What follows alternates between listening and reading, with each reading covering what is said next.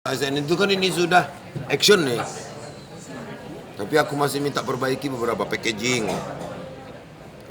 disiplin waktu, disiplin distribusi, disiplin mutu, itu harus jelas.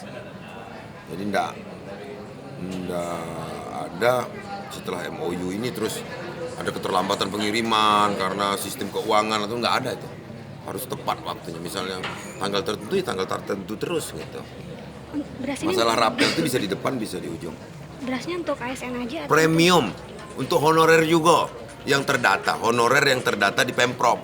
Karena kan ada kadang-kadang yang ngangkat honorer sendiri gitu yang di OPD tertentu yang tidak terdaftar di Pemprov, yang terdaftar di Pemprov.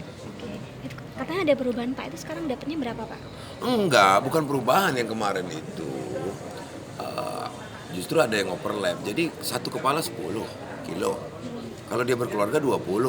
Jadi kalau istrinya juga pegawai negeri ya nggak usah lagi dong kalau suaminya sudah. Tetap 20 kuantitasnya.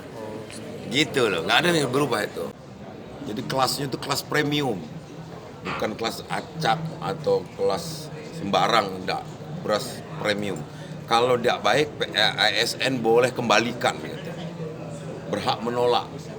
Ini bukan tunjangan, tapi insentif dari gubernur sebagai kepala daerah kepada ASN dan honorer.